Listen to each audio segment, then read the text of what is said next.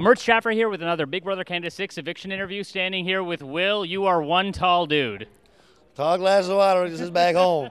Now, when I first saw the cast come out, I was like, this guy is going to win everything. Look at him. He's like a monster.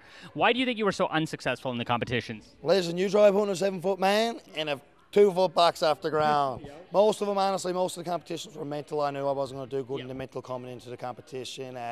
I never got to play in a veto until I think it was week 8. I never got to play in a veto. They were all the physical ones that I was missing out on.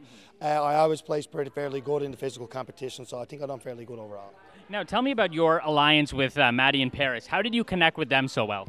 Maddie and Paris, I connected with them so well because basically when you first go into the house the first night, it's just wherever you lay your head down. Yep.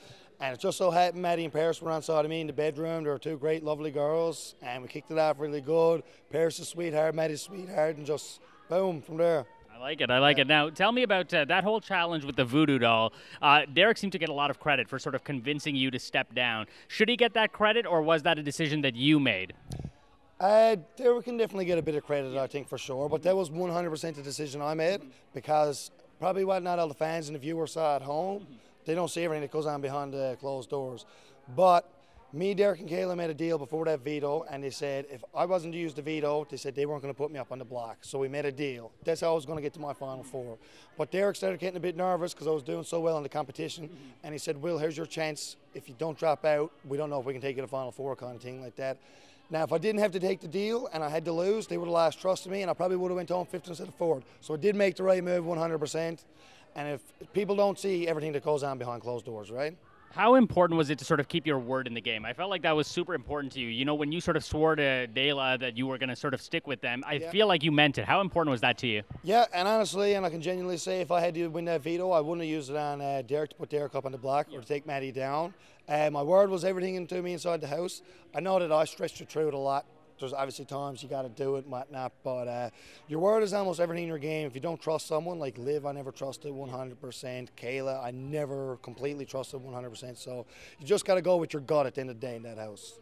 How do you feel like you did? You know, when you look back, are you happy with your performance? Honestly, I'm 100% happy with how it done. I got to a Final Four. That's something to be really proud of. I'm here, I have my interview with you here now, right? There's a lot of people not here. There's a lot of Final Four, right? Final Four is a huge accomplishment for sure. $100,000 obviously would have been nicer, but there can only be one winner at the end of the day.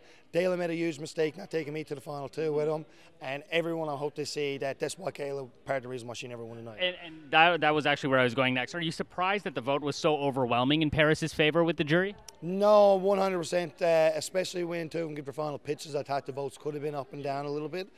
But when she started mouthing after everyone and she was being a bit saucy and rude and whatnot, I don't think everyone else in the jury was like, and she called us all babies and whatnot. And it's not that we were children about it, but people were like, well, she don't deserve our vote. If this is the kind of person she is on that side of the house, Paris played a better game. Paris deserves to win.